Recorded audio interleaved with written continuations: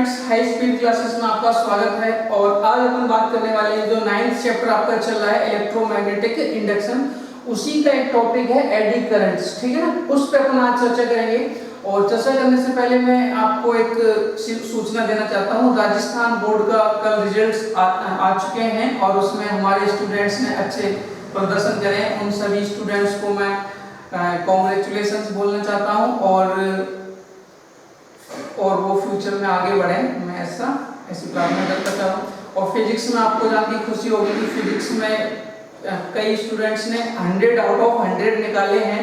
इससे मैं बहुत ज़्यादा खुश हूँ क्योंकि मेरे सब्जेक्ट में मैंने जिन बच्चों को पढ़ाया उन बच्चों ने फिजिक्स सब्जेक्ट में 100 आउट ऑफ 100 निकाले हैं। इसलिए मैं आज बहुत ज़्यादा खुश हूँ। तो मैं उन सभी बच्चों को हार्दिक बधाई और शुभकामनाएं देना चाहता हूँ और वो इन फ्यूचर वो ऐसे ही अपने टारगेट्स को अचीव करते हैं। ठीक है ना, तो चलिए शुरुआत करते हैं आज के इस लेक्चर की। शुरुआत कहाँ से है आज की इस लेक्चर की? और आज का जो लेक्चर है वो आपका एडी करंट्स का है। ठीक है ना, what is eddy current? Eddy currents क्या है?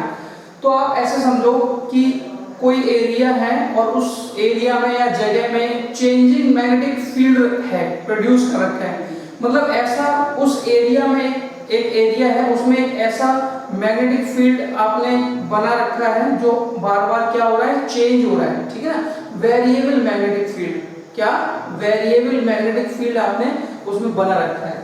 तो मान लो कि यहाँ पे ध्यान देना जरा, मान लो कि इतने एरिया में, ये दिख रहा होगा आपको, इतने एरिया में ये जो मैग्नेटिक फील्ड है ना, ये चेंजिंग मैग्नेटिक फील्ड है और इसकी डायरेक्शन कहाँ है? अंदर की तरफ है। ठीक है ना, फिर क्या होगा अगर हम इसमें कोई भी एक सॉलिड कंडक्टर रख दें, कोई भी एक सॉलिड कंडक्टर रख दें, तो इस कंडक्टर में सर्कुलेटिंग करंट्स प्रोड्यूस हो जाते हैं, इंड्यूस हो जाते हैं। सर्कुलेटिंग करंट इंड्यूस हो जाते हैं ऐसे राउंड में, ऐसे। ठीक है ना, ऐसे राउंड में सर्कुलेटिंग करंट जो है ना इंड्यूस हो जाते हैं। और इन करंट्स को क्या बोलते हैं अपन? इन करंट्स को बोलते हैं एडी करंट। ओके, इन करंट्स को क्या बोलते हैं? Eddy current. फिर से सुनो, कोई भी एरिया है और उसमें मैग्नेटिक फील्ड पहले से ही आपने अप्लाई कर रखी है और वो मैग्नेटिक फील्ड कैसी है? वेरिएबल मैग्नेटिक फील्ड है। वेरिएबल मींस वो हर समय टाइम के रिस्पेक्ट में वो चेंज होती रहती है। ठीक है ना, तो वेरिएबल मैग्नेटिक फील्ड में या चेंजिंग मैग्नेटिक फील्ड में अगर हम कोई सॉलिड कंडक्टर रख दें, क्या रख दें? कोई सॉलिड कंडक्टर रख देते हैं तो सॉलिड कंडक्टर में सर्कुलेटिंग करंट्स इंड्यूस हो जाते हैं और उन्हीं सर्कुलेटिंग करंट्स को हम एडी करंट्स बोलते हैं। बाय डेफिनेशन हम ऐसे कहेंगे, eddy currents are the currents induced in a conductor when placed in changing magnetic field.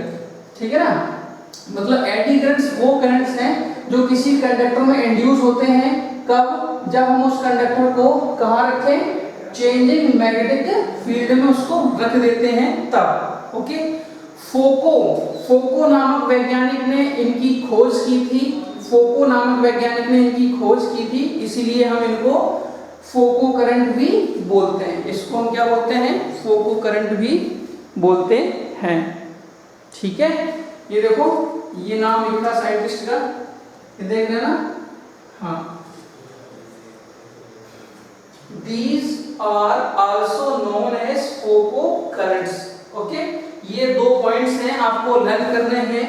Eddy currents depend upon the resistance of the conductor. ये जो एडी करंट है वो उस कंडक्टर के रेजिस्टेंस पे डिपेंड करता है जिस कंडक्टर में वो इंड्यूस हुआ है, जिस कंडक्टर में वो इंड्यूस हुआ है। ठीक है, eddy currents can be decreased by large resistance.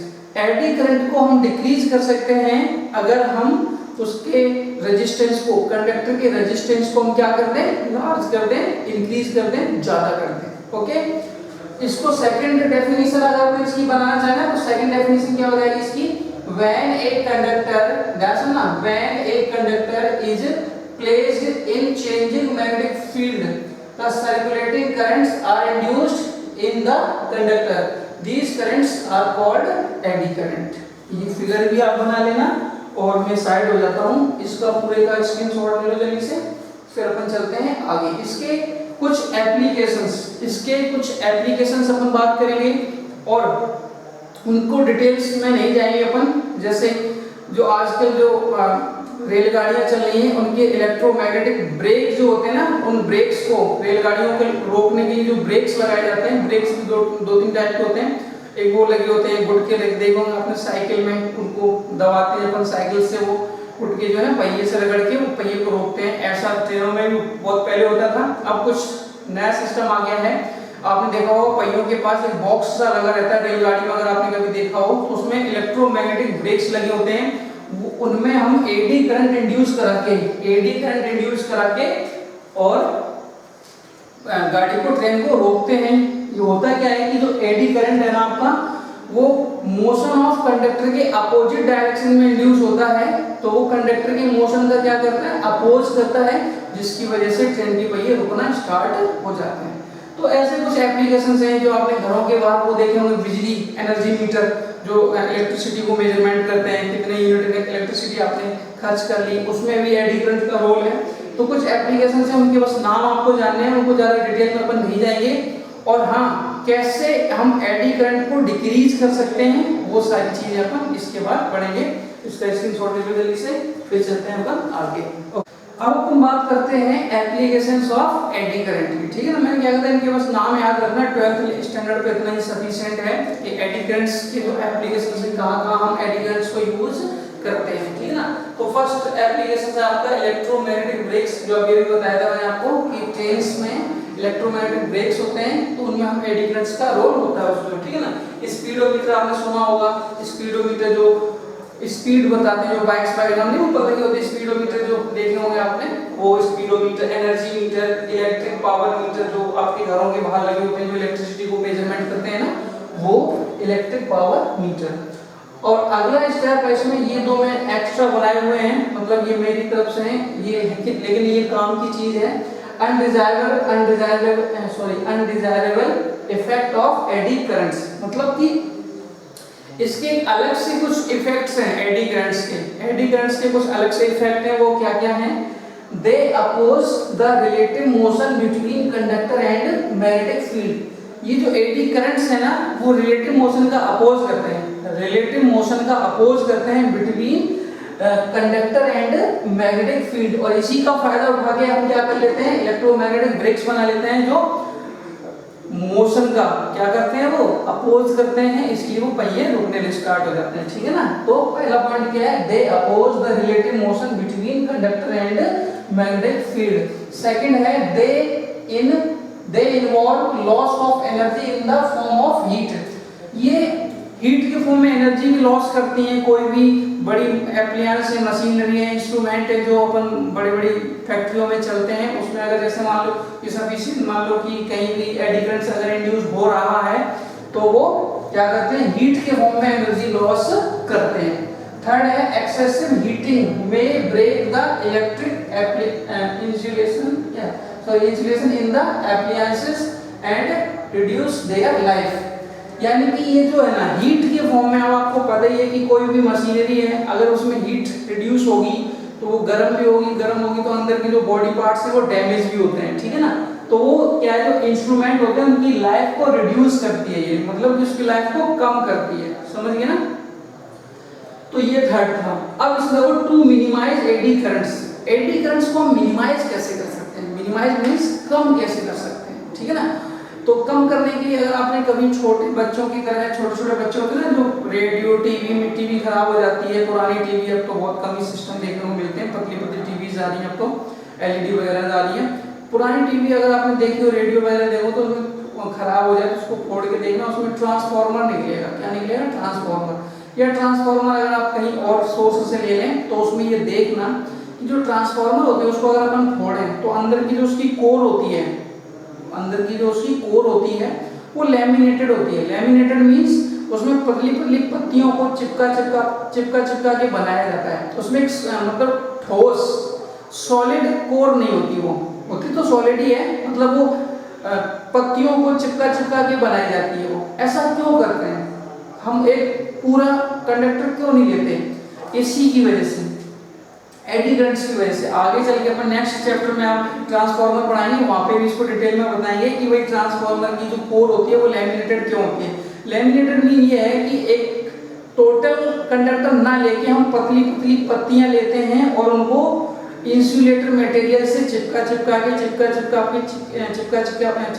के अपन उसको बनाते रहते हैं, समझिए ना, उसको बोलते हैं लैमिनेटेड। ऐसे कई सारी मोटर में देखो, मोटर की जो कोर होती है जो घूमती है अंदर, उसको देखना, उसमें भी पतली पतली पत्तियां चिपका के बनाई होगी उसको।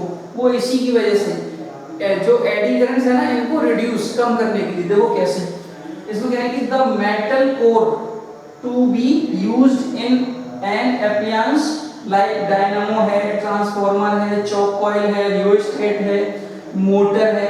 मोटर आपने देखी होगी, डायनामो देखा होगा, जनरेटर में जो लगा होता है, ट्रांसफार्मर आपने देखा ही होगा, चॉक कॉइल आपको हम 10th चैप्टर में पढ़ाएंगे। इसके बाद चॉक कॉइल उसमें लगी होती है। अगर आपने ट्यूबलाइट देखी हो, बड़ी वाली लंबी वाली ट्यूबलाइट देखी है ना, उसमें छोटी सी डब्बी लगी होती है किनारे, उसमें चॉक कॉइल होती है। इसका काम क्या है ये भी हम आपको बताएंगे।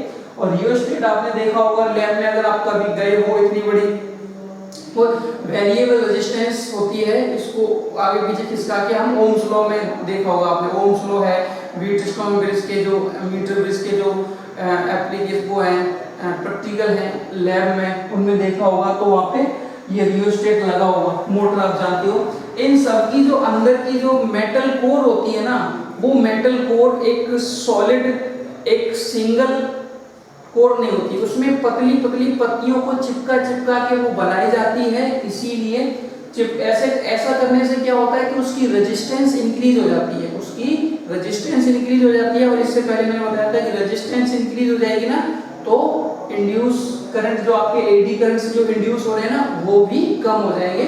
तो it is taken in the form of laminated core. Laminated core का मतलब वही पतली पतली पत्तियों को हम चिपका के बना देते हैं एक बड़ी सी। Due to laminated core the resistance of core increases and eddy current reduce to a large extent. मतलब एक बड़े अमाउंट में एडी करंट बहुत कम हो जाता है। इसका स्क्रीनशॉट लो जल्दी से। ओके, ले लिया? ठीक है, ये एडी करंट था और बोर्ड एग्जाम में एक आध नंबर का कभी कभी पूछ देते हैं, इसीलिए इसको लर्न कर लेना ढंग से। इसके बाद अपन बात करेंगे, जैसे आपने कुछ मोटे तौर पे मैं बता दूं आपको कि आपने आर पढ़ा, आर होता है रेजिस्टेंस, सी पढ़ा, सी होता है कैपेसिटेंस। तो वैसे एक और चीज आने वाली है इंडक्टेंस। रजिस्टर की रेजिस्टेंस होती है, कैपेसिटर की कैपेसिटेंस होती है, इंडक्टर की इंडक्टेंस होती है। अपन एल पढ़ेंगे, कैपिटल एल, ठीक है ना? क्या पढ़ेंगे? कैपिटल एल, उसको बोलते हैं इंडक्टेंस। क्या बोलते हैं? इंडक्टेंस। ओके, तो मिलते हैं अगले वीडियो में, तब तक के लिए धन्यवाद, देखते रहिए। अगर आपको ये वीडियो अच्छा लगा हो तो इसको लाइक करें, शेयर करें ज्यादा से ज्यादा और चैनल को सब्सक्राइब करें। Thank you.